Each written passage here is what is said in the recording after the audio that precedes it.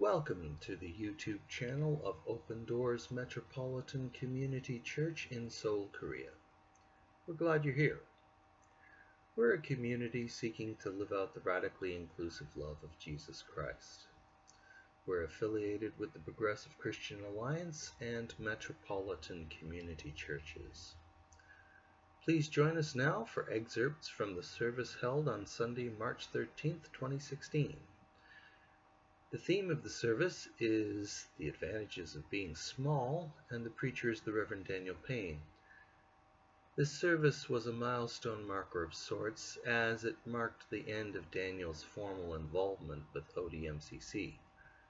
So there's a little sadness here, but much love and gratitude for Daniel's work in founding this congregation.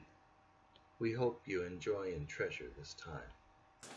If you came to this place expecting a tame story, you came to the wrong place. If you came for a story that does not threaten you, you came for a different story than the one we tell. If you came to hear of the coming of a reality which only showed up so that you could have a nice day with your loved ones, then you came for a reality which we do not recognize here. For even a regular baby is not a tame thing. And goodness that cannot threaten complacency and evil is not much good at all. And a reality which would choose to give up power and invincibility to become an infant for you certainly didn't do it just so you could be comfortable. But if you came because you think that unwed teenage mothers are some of the strongest people in the world, if you came because you think that the kind of people who work third shift doing stuff you'd rather not do might attract an angel's attention before you, snoring comfortably in your bed would. If you came because you think there are wise men and women to be found among undocumented travelers from far lands, and that they might be able to show you truth. If you came to hear a story of tyrants trembling while heaven comes to peasants. If you came because you believe that God loves the animals as much as the people, and so made them first witnesses to the saving of the world. If you came for a story of reversals that might end up reversing you. If you came for a tale of adventure and bravery where strong and gentle people win and the powerful and violent go down to dust. Where the rich lose their money but find their lives and the poor are raised up like kings. If you came to be reminded that we love each other too much to leave each other unchanged. If you came to follow the light even if it blinds you. If you came for salvation and not safety. Then, my friends, you are in the right place. The reading for this morning is quite long, from 1 Samuel chapter 17, verses 1 through 51. CJ will read the first 25 verses. Okay, 1 Samuel 17, 1 to 51. Now the Philistines gathered their forces for war, and assembled at Soko in Judah. They pitched camp at Ephes Damim, between Soko and Azekah. Saul and the Israelites assembled and camped in the valley of Elah, and drew up their battle line to meet the Philistines. The Philistines occupied one hill, and the Israelites another, with the valley between them. A champion named Goliath, who was from Gath, came out of the Philistine camp.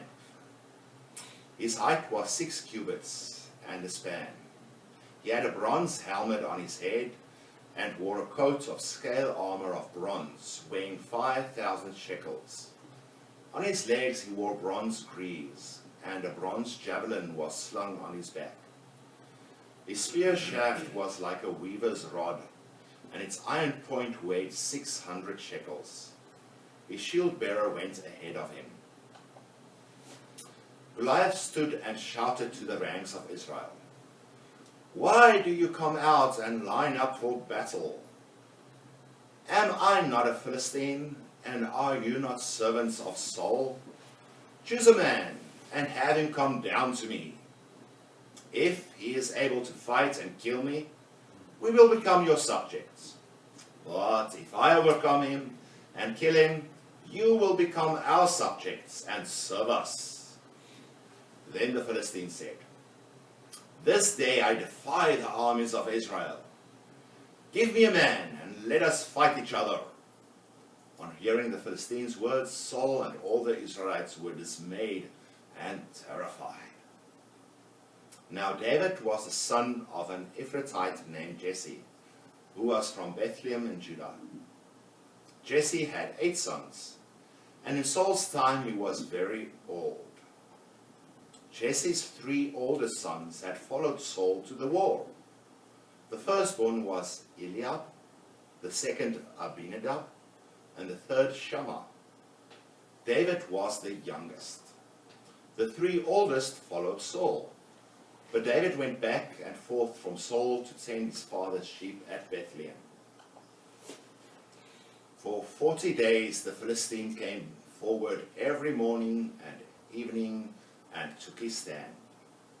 Now Jesse said to his son David, "Take this ephah of roasted grain and these 10 loaves of bread for your brothers and hurry to their camp. Take along these 10 cheeses to the commander of their unit. See how your brothers are and bring back some assurance from them. They are with Saul and all the men of Israel in the valley of Elah, fighting against the Philistines." Early in the morning, David left the flock in the care of a shepherd, loaded up and set out, as Jesse had directed.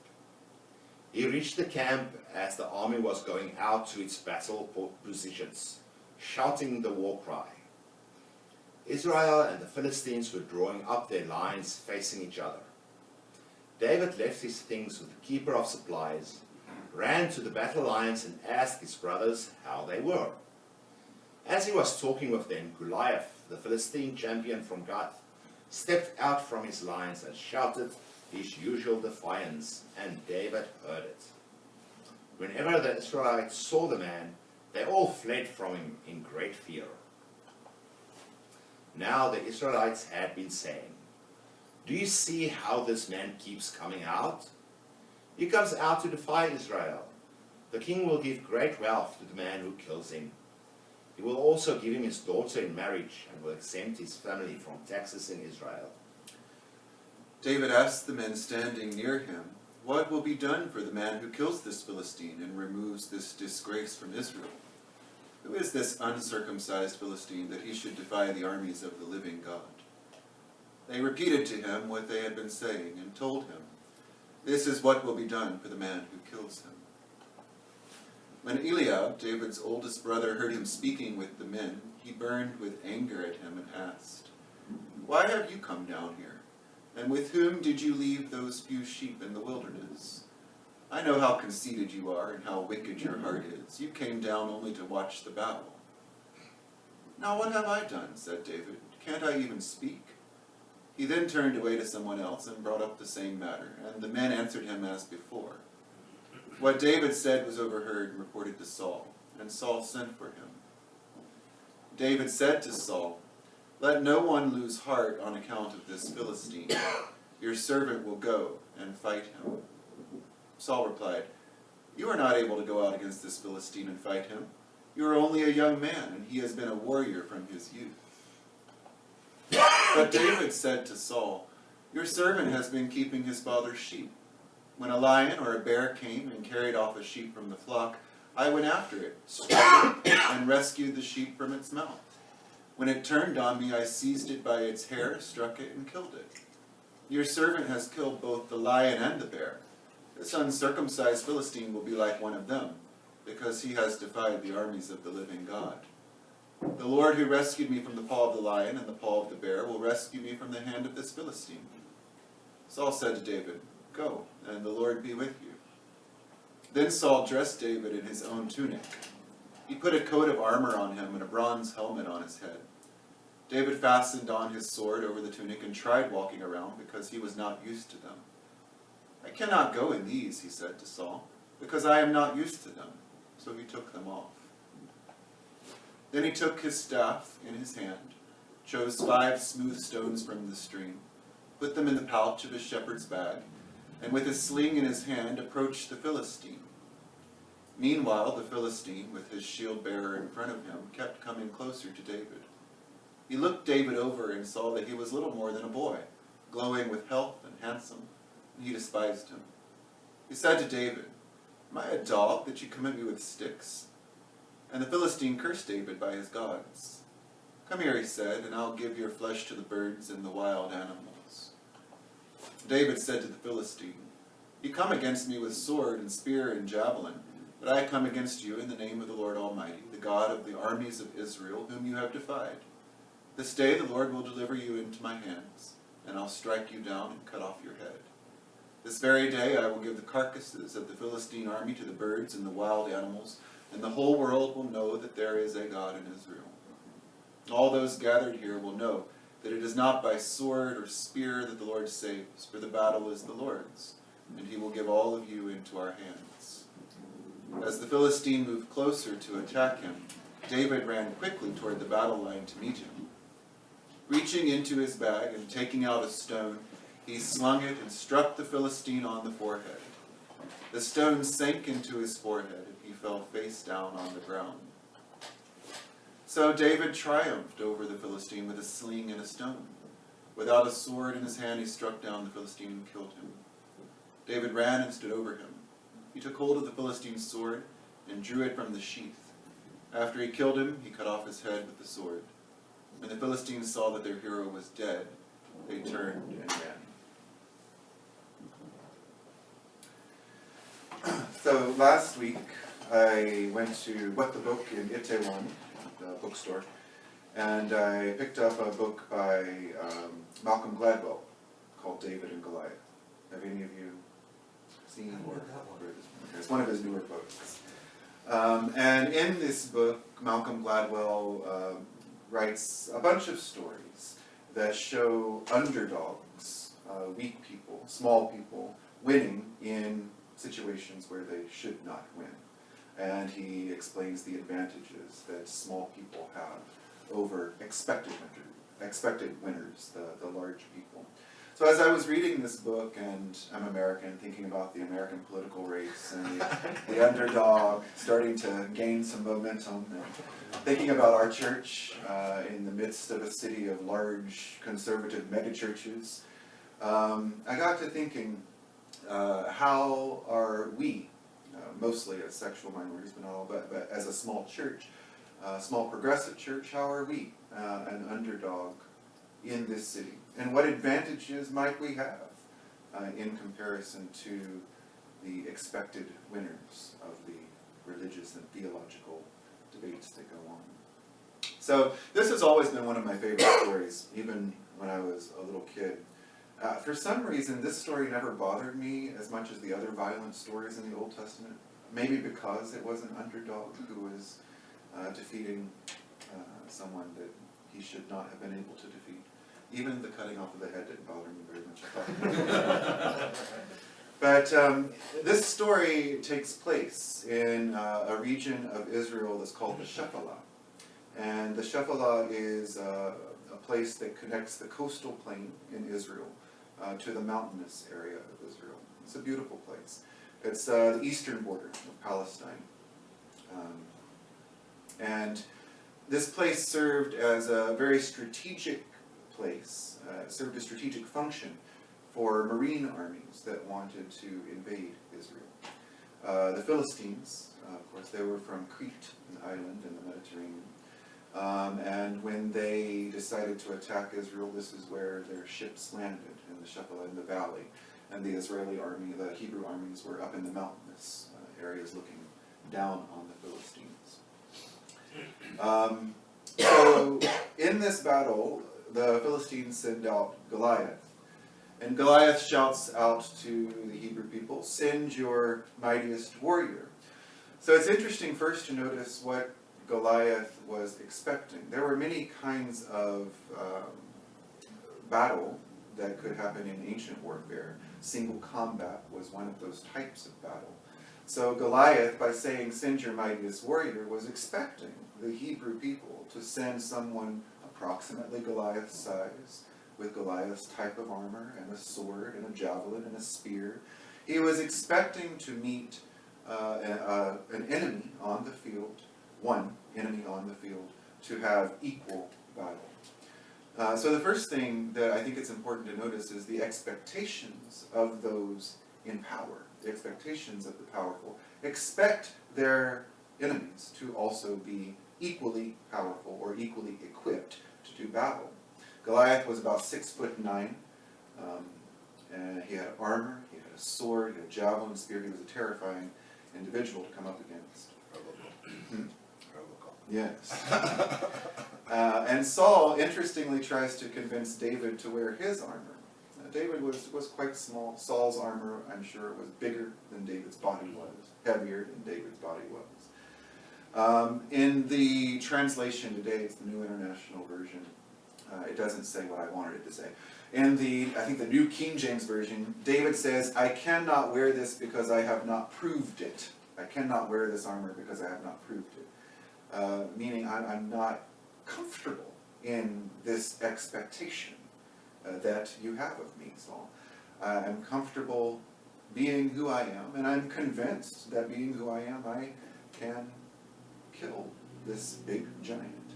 So he takes off the armor. And as Goliath sees David walking down the mountainside, he's insulted.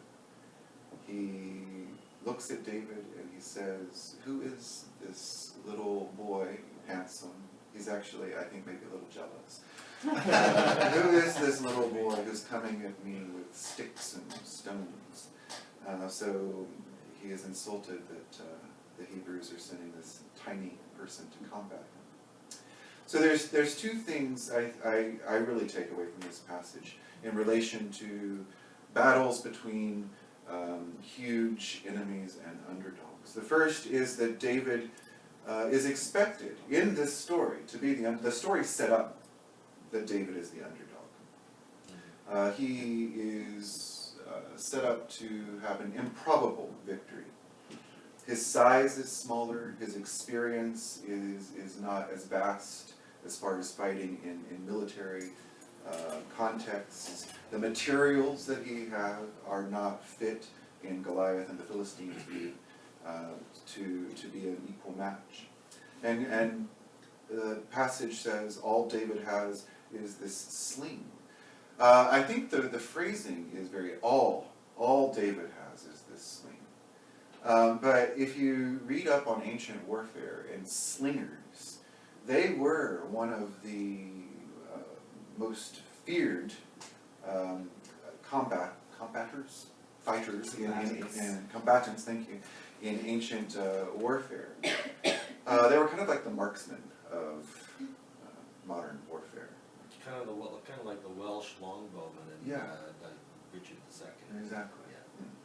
Yeah. So the sling was able to shoot a rock, sling a rock 35 meters per second. It was a deadly weapon. And the type of rocks that David would have picked up on this plain in the Shephelah were barium sulfate rocks. They were 5 times the weight of regular rocks. So very heavy rocks. This weapon was the equivalent, according to Malcolm Gladwell, of a 45 millimeter handgun today. And these slingers were extremely accurate. There are accounts of hitting birds in flight of up to 200 yards away.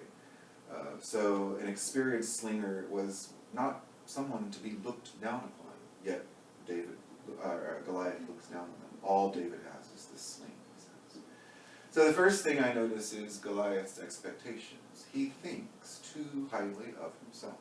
He thinks that he is the expected winner and that nothing can defeat him. So he doesn't prepare him. He doesn't think, what does this sling mean? What does David's agility mean? His smallness might even be something in his favor. The second thing that I notice from the story is that Goliath is not what he seems to be. Malcolm Gladwell brings out some very interesting points about Goliath. First, he's led onto the valley floor by an attendant, which seems strange to me, that this big warrior would need another probably small boy or a young teenage boy to lead him. Why does Goliath need someone to lead him onto the valley floor by an attendant? And he also moves very slowly. It's interesting, he says, this boy is coming at me with sticks, plural, but the account says that David only had one stick. So there may also be something wrong with his vision. I think it was 1963, there was sort of a movement in theological studies of studying characters in Scripture and what kind of psychological conditions they might have suffered from, or physical conditions or something. So in 1963 there was a study done on Goliath, and some doctors assumed that he may have had acromegaly, which is a tumor on the pituitary gland. And what this condition causes is growth throughout life. The tallest people today, in the Guinness Book of World Records, the tallest person in the world today also has this condition. He was continuing to grow until the day he died, and I think he ended up being 8'9" or something like that. So some doctors think that Goliath may have had this condition. It also affects sight, because it hits up against the pituitary gland and other nerves in the brain. It creates a condition where people with the condition can't see so very well. So that may explain why he was led onto the field by an attendant, also why he may have seen sticks, plural, blurred vision or double vision. The source of his strength, ironically, may have been a weakness. It may have been this condition of acromegaly. And what I guess this story teaches me is that giants are not always as powerful as they usually seem. There are conditions to their giantism. There are reasons that they are so big and so huge and so powerful. And often these reasons are disadvantages. They're not advantages. And in David's case, there are reasons for being the underdog, size, tools, that might actually be advantages, not disadvantages.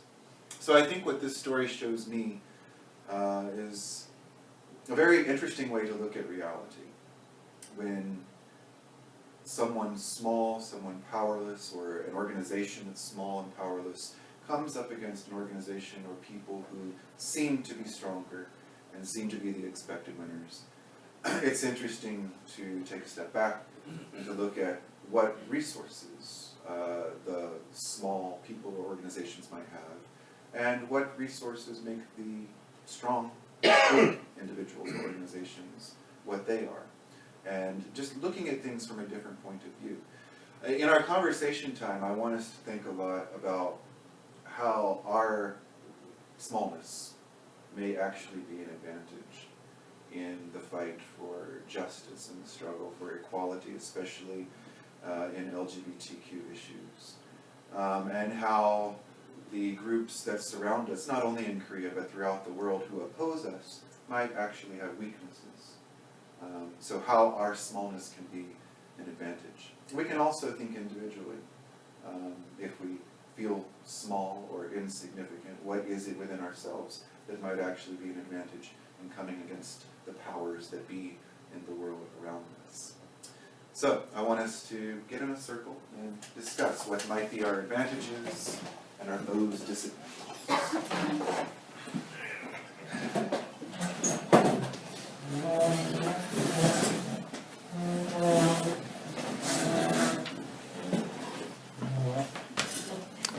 And for our YouTube people, we'll be back in a bit.